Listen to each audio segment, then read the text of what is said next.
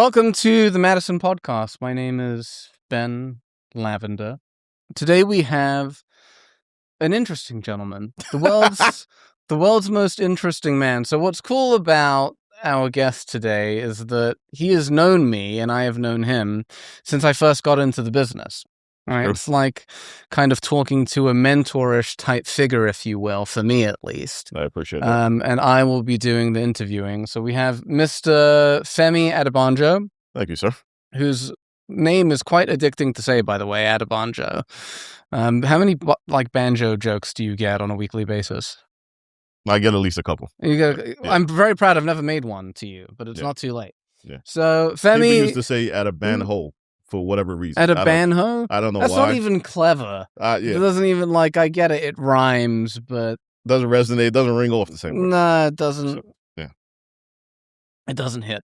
Yeah. So, in all seriousness, Femi, you've been in the business for a long time. This is year 24, my friend. Year 24. And it's your birthday tomorrow. Yes. I'll be 52 tomorrow. Happy birthday. Thank you, my friend. All right. So, Femi has a tremendous amount of knowledge. My goal today is to try and rip as much as I can out of you to share with the people of the world. Let's go. We'll dive into the business stuff really quick. One thing I do want to jump into is that you have a very unique approach, I would say, to the business on how you train clients. I remember you've told some clients look at a house, don't show any excitement, stone Poker cold. face. Yeah, exactly. Can you talk about that, your general approach, how you train them? Because I will say this is that it works. Yes. Right. It's very, very effective. This you can also go into as much as you want as we continue. But you have your methods of getting deals into contract. And it sounds like a really obvious thing to say, but in this market, and this is specific to the New York market, Long Island, 5 boroughs, right? Yes. It's one thing to be approved for a mortgage and want to find your home, but it's another thing to actually get an accepted offer and go into contract. So kind of give us the whole vision, Femi, and I'll kind of pivot from wherever you take it. Well, I mean, going back to what you were saying before, when you really like a house, you don't want to go in there and show too much excitement, obviously. Right. I mean, the good thing about me is that because I've been around so long, I have relationships and great relationships with a lot of agents. Yeah. Anyway, so that always helps when you are not that experienced or not that knowledgeable. It makes it a little difficult to be able to get your deal accepted because at the end of the day, it's not always about whoever's offering the most amount of money. It's really the whole picture. So yes, the dollar amount that you're offering is really important. Okay. But also, what are you approved for? What type of loan are you going for? How quick are you looking to close?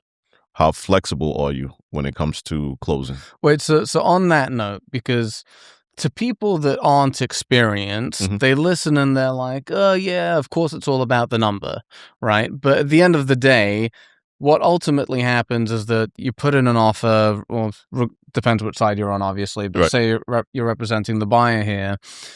When you have a buyer's offer that's in the top 3 or 4, let's say, how do you kind of sniff out how to get it to the finish line and be like, okay, this is the one that they should go with? Or rather, convince the listing agent to see it that way. It's important to, when you're working with the buyer, when you're in the house, if the seller's there, it's cool for the buyer to be able to establish some sort of rapport. I mean, it's tough, but then again, if you're going in and the seller is home for whatever reason and the buyer is able to, maybe there's certain painting that they see in the house, there's certain things about where the seller comes from and the buyer can see some of those things and you can strike up a little bit of a conversation.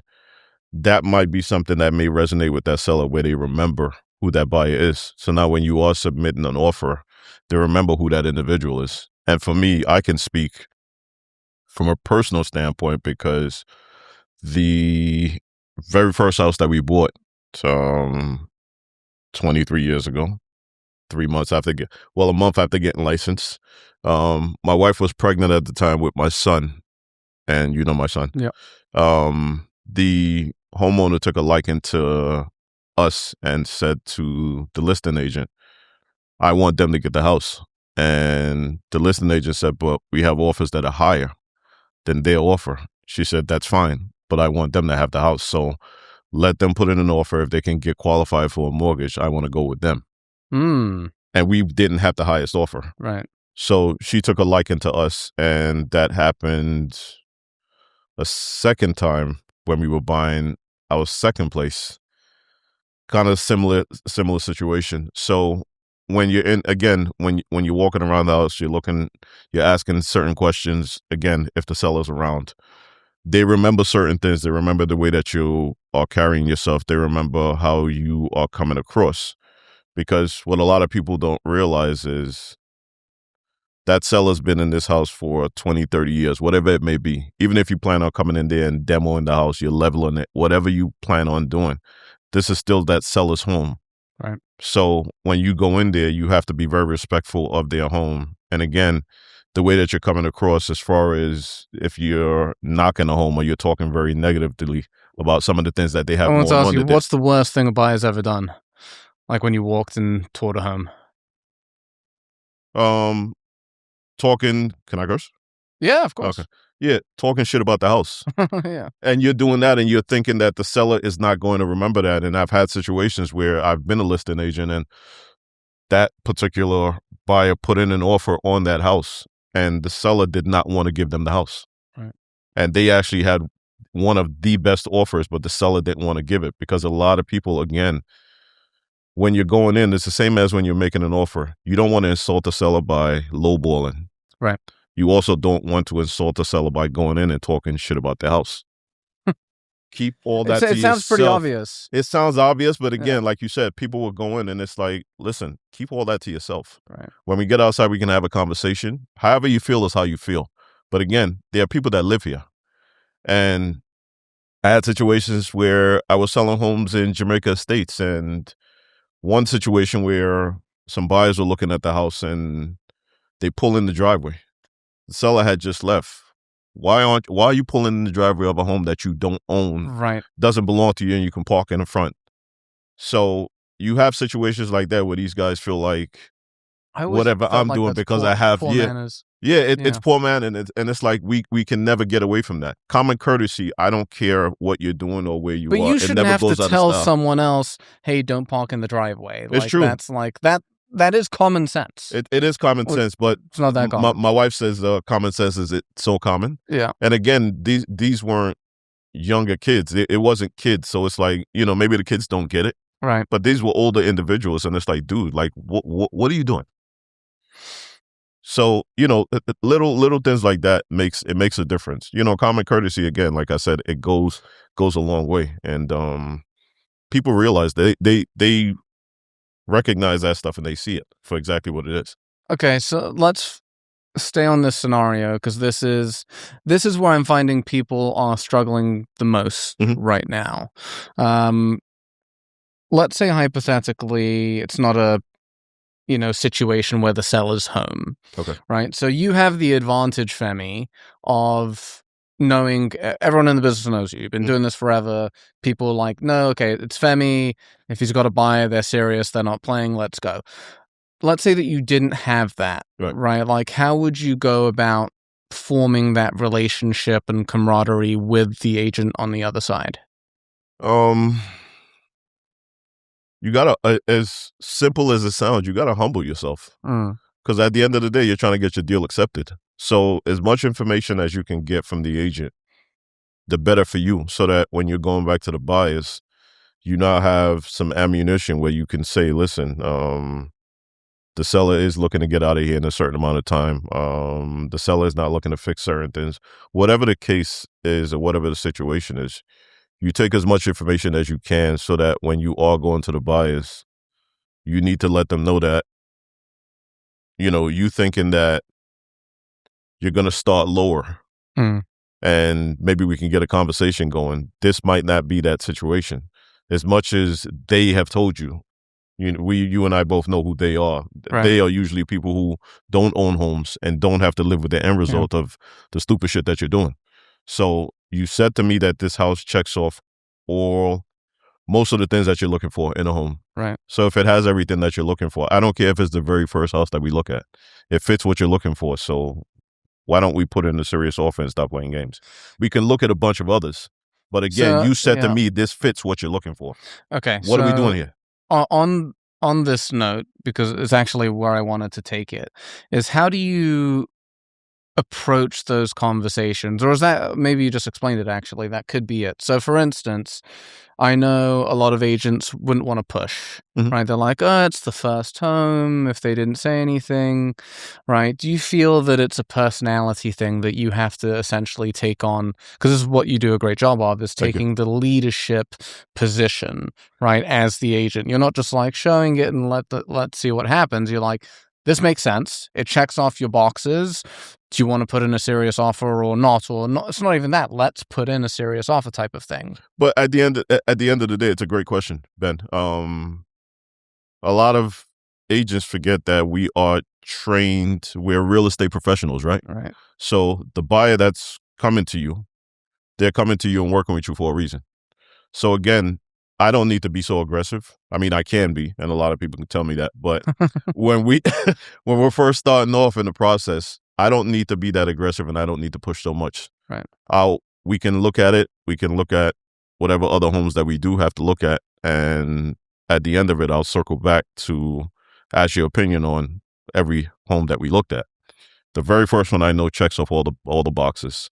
Why don't we put in an offer? Because again, it fits what you're looking for.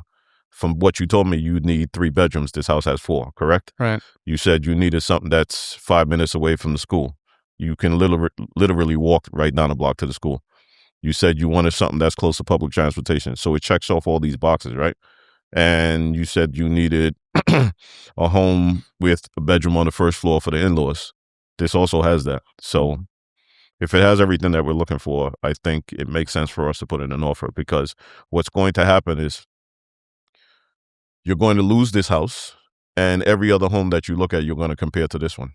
Right. So we're already at a disadvantage. Again, if it fits what you're looking for, then we need to try to make a move on it. Even if you don't want to do it right now, I'm not going to push. I'll let you go home and digest it. But within the next 24 hours, we do need to do something, because again, you said to me that it fits what you're looking to do. Yes, I can continue to show you houses till we're both blue in the face. But again, this very first home that we look at checks off all the boxes, or checks off over 80% of what you're looking for. So exactly what are we looking for? We're trying to find something else that matches or mirrors this particular house. You and I both know it doesn't exist. Yeah, so for some reason, I mean, the way that you just said it, we've had that conversation a million times, so it probably comes off very naturally. Most agents are really afraid to have that conversation. I guess maybe it's fear of... I would fear say of loss, or fear of loss of the client. They're scared that's going to upset the client and it will scare them away. But the way I see it, right, is like you might as well. It's not even. This isn't even an accurate description, but I was going to say like throwing the kitchen sink. But you're not throwing the kitchen sink at them. It's just logic. You found what they've wanted. Right. They either do something about it or they don't. No, they don't. And sometimes the way that you just delivered that, it wasn't even aggressive, right? It was just very like, these are the facts, and we should do something. Right. Now, let me ask you, Fem, what do you do in the situation where you have that conversation with them and they still are like, no, I want to keep looking? Right? Do you have like a limit of like, I'll show you 4 more homes and then see ya, or how do you take it? It depends. So in the back of your mind, you may have a limit, where you're going to take them out maybe another once or twice. And every time that you're taking them out, you guys are looking at 3 or 4 homes at a clip.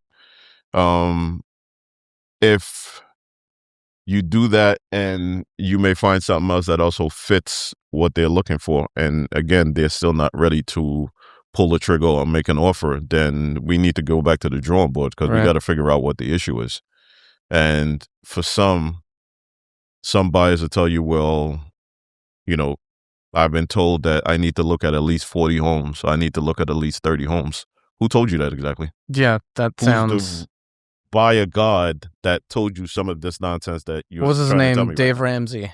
The Yeah, guy like gives it really doesn't. shitty advice. Yeah, and I don't understand that this is the problem. You know, everybody always like to take advice from people, again, who don't have to live with the end result. Right. So if the house fits what you're looking for, exactly what are we doing here? And if it gets to a point where I'm showing you things that fit what you're looking for and you're not even making offers, to me, you're showing me that you're not serious or there's an issue here. Right. Because we can make an offer, you can get it accepted, and I say this to the buyers as well. We can go out the very first time, we look at 3 houses, the very first one checks off everything. We can make an offer on this house. If it gets accepted, before we get all the way to contract, I can still take you out and look at other homes and see if we can find something else that's comparable to this one. But if we don't, at least you're not losing out on this house that you said to me fits a lot of what you're looking for, because based on the conversation we had when we had the consultation, you said you wanted this, and we're going through the list of everything that you asked for, and it checks off most of those boxes. So again, what exactly are we here to do? You know, you might get lucky and you may knock it out the park the very first time that you take them out. Usually it doesn't work out that way. That might have happened to me a handful of times Right. in 23 years. On average, how many showings before offer acceptance would you say?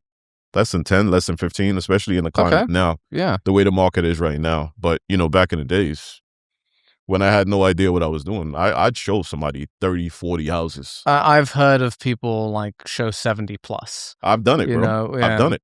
So It's a lot. It is a lot. You just have to, and again, this is where the skill kicks in. You know, when you're showing somebody 10, 15 homes and none of them are checking off what they're looking for, you have to know when you have to go back to the drawing board to figure out exactly what the issue is. Right. Because if you say to me, I want a home that has all the bedrooms on the same floor, I'm going to show you a ranch. I'm going to show you a split. I'm going to show you a colonial. Right. If I'm showing you all the homes that fit the criteria as far as having all the rooms on the same floor, and I'm showing you all the homes in the area that you're looking in your budget, and you're still not making any offers, there's an issue. Right. So we either need to pivot, shift areas, or you got to custom build a house. And this is what people don't understand. Yeah. I mean, I'm just trying to be real here. If we're looking at homes and it has, again, 80% of what you're looking for, we're ahead of the game. Right. If you're sitting there and you're looking for a home that has every single thing that you're looking for, if you're not custom building a house, it's never going to happen.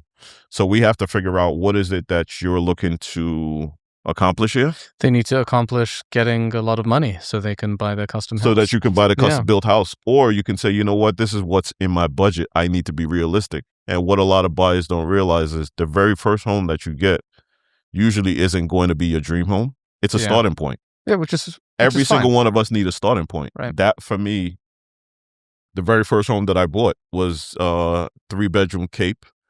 Only had 1 bathroom, and the 1 bathroom that it did have, I didn't even have a tub in there, bro. Oh, it was just a shower. But we made it work for what we needed. The basement wasn't finished. The bedroom upstairs we really couldn't use because going up to the second floor was really, really tight. Right. So we couldn't use it. So we were really just using the 2 bedrooms on the first floor. My daughter had her own room, and my son was sharing a room with us because he was 3 months old when we closed. Right. So it helped me be able to get into a position where we stayed in that home for 4.5 years after getting laid off a week after I bought the house. But that's a whole nother conversation. Yeah. We stayed in that house for 4.5 years, and then it put me in a better position to be able to level up, to be able to get the next house, right, which now had more space. You've lived it too. Yeah. You don't just do it. I was living around the corner from Shaggy, the reggae singer. I was living. No way. Yeah. Literally right around the corner from him. We lived over there for 18 years, but it put me in a better position to be able to do that. I was able to get my money up. I was able to pay down this mortgage, also have the equity there. So when you put those 2 things together, it put me in a better position now to be able to level up. And this is what people need to understand, that, again, your very first home is not going to be your dream home. If you're lucky financially, if you're in a position to do it, that's a then we different can do story. it. But if you're not, you have to That's just understand not you got to be most able to people. crawl before you walk. Yeah. That's just the reality of life and being able to buy a house. Also part of the life of living in New York. Right. Right. Especially like our market of the 5 boroughs, say Westchester as well, and Long Island is very, very unique, right? Like other parts of the country, it's a buyer's market, right? Not here, right? It hasn't been a buyer's market here since what, 2013, 2014? Give or take, yeah, something like that. So it's always been like this, and it just gets worse. It gets worse as the population grows and more people move into Long Island.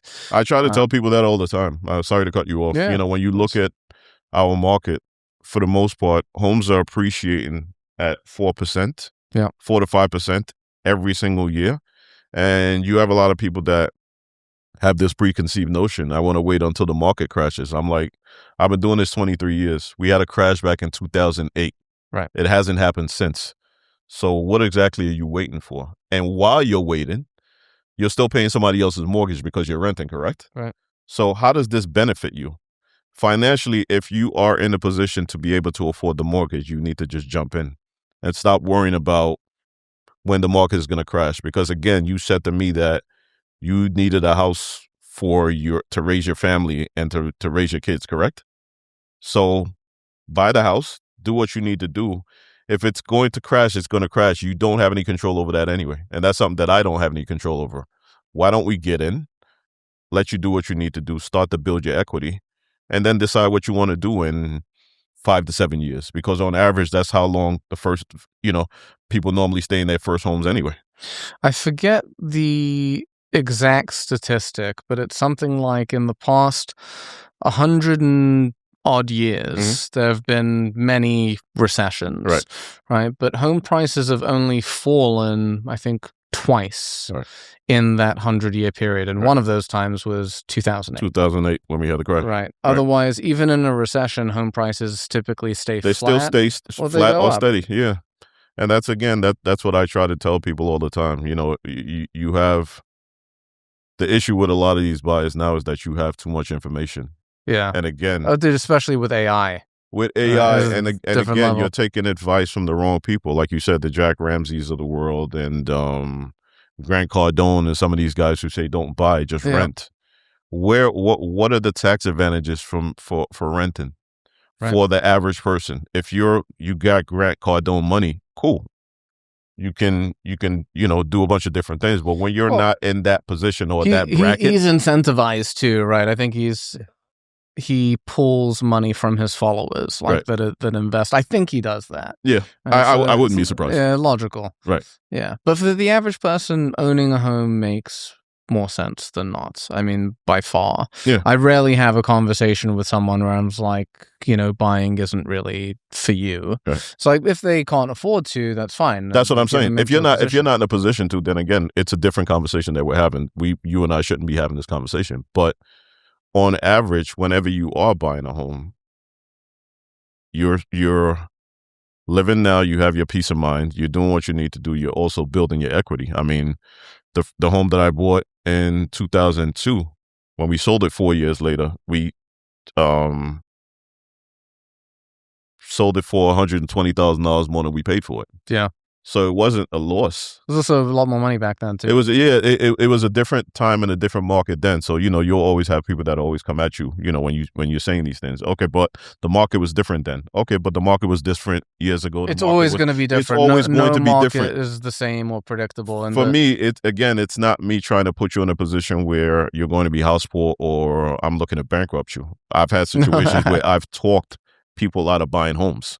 Yeah. I do it all the time. I have people that would say to me, whatever home that I am looking to buy, I already know going into it that I have to get a second job. I'm like, oh, wow.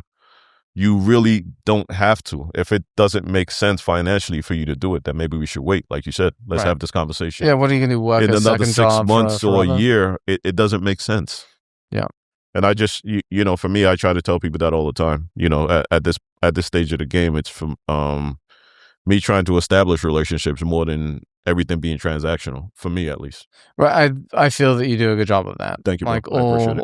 even when we work together on things, it's very like the communication level is high. Yes. Your standards are very high as well, which I appreciate. Always puts me on my A game. No, but it's true. Like I learned a lot as well, right? On like how you approach deals and you do it like quickly and efficiently. But something I wanted to get back to. Can you believe it? We only got 4.5 minutes left. Wow. Yeah, it flies. Going back to the box checking thing with buyers, do you find that, because there's a saying in the business that buyers are liars, right? But the sellers are yellows, right? They say that too. Yeah, and do you feel like it's not always just like buyers lying to you? Like, do you ever feel like they're lying to themselves?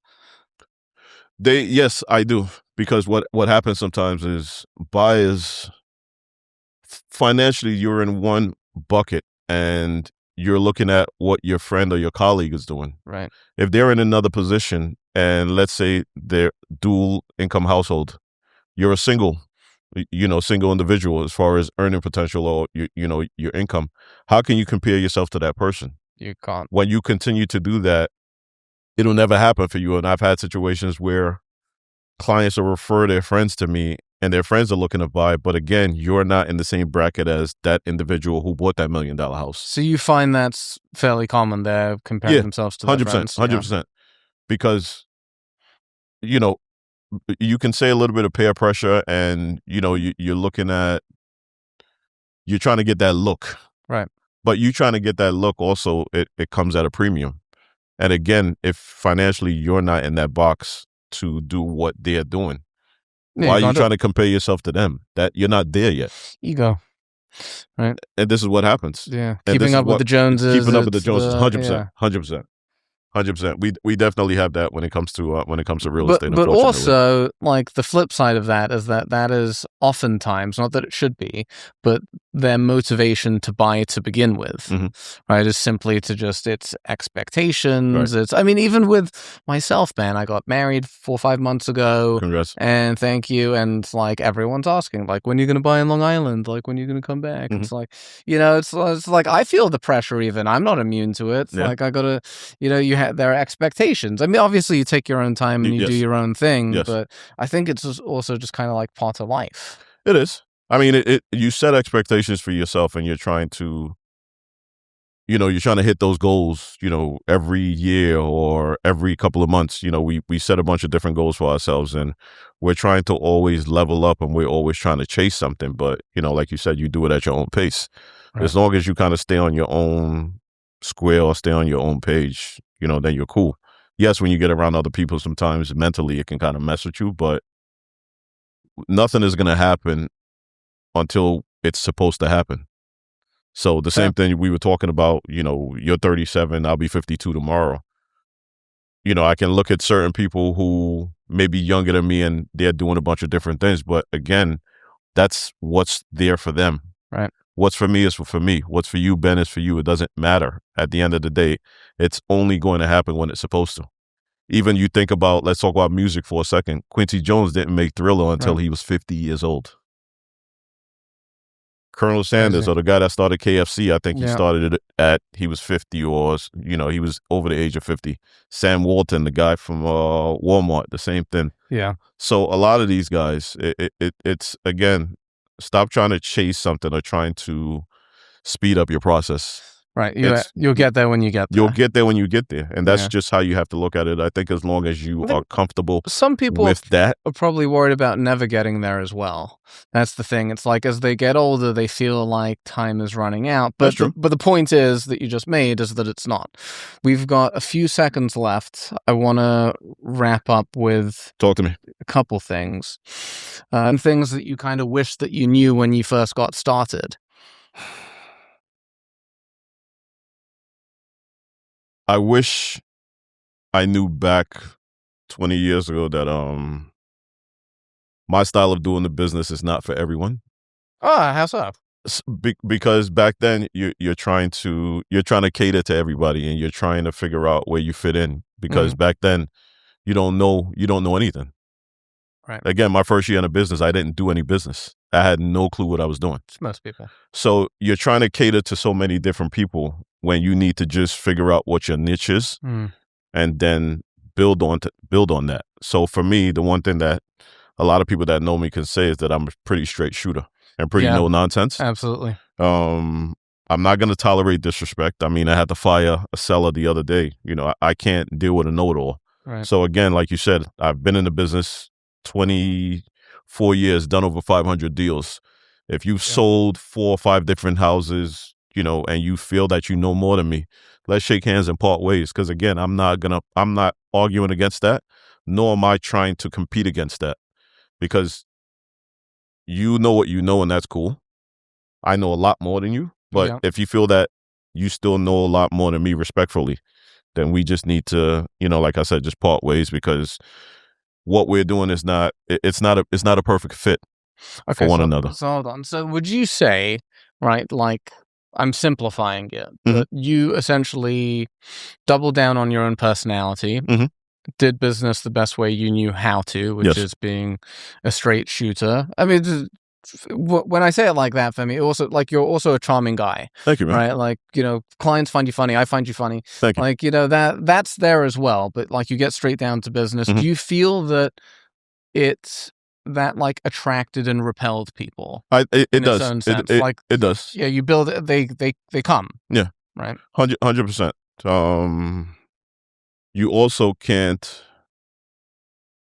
Your morals and your values, you should never lose. So, you know, you and I both know in this business, or any business, if you want to say, when you're dealing with the general public or with sales, it's very easy to lose your morals or your values or your integrity because of a check. Right. So for me, the check is not big enough for me to lose that. It just won't happen. So never do anything to compromise your integrity when it comes to the business, because the buyers or the sellers will be able to tell that. Right. And even if they don't, at some point, if they do figure it out, you're finished.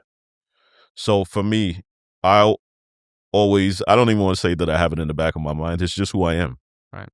My name for me means more than anything. And again, there's no amount of money that you can dangle in front of me. The truth is that operating that way probably has a better ROI anyway, both on because money and the problem is, Ben, when you're speaking with a buyer or a seller, if I said something to you 3 days ago that's not true, now when I see you again, I got to remember what lie I told you back then. Right. Or look at my hand and try to remember exactly what. It's exhausting. I don't have the time nor I don't have the time nor the patience to do that. It's just do the best that you can. Be a very straightforward person.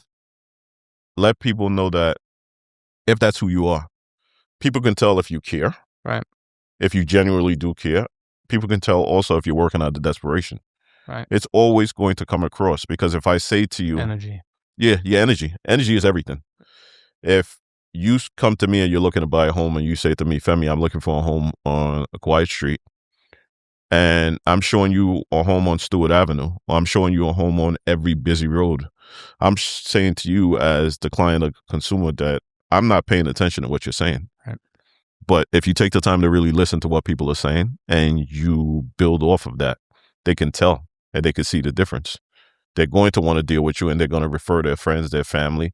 They'll refer everybody to you. And so when you're asking for the business, now it makes it very easy, because again, you were able to help me, and you did right by me. So that for me is most important thing. Just never lose that. The wisdom. We should get you a black belt. Femi, thank you, my man. Thank you, my brother. Thank you.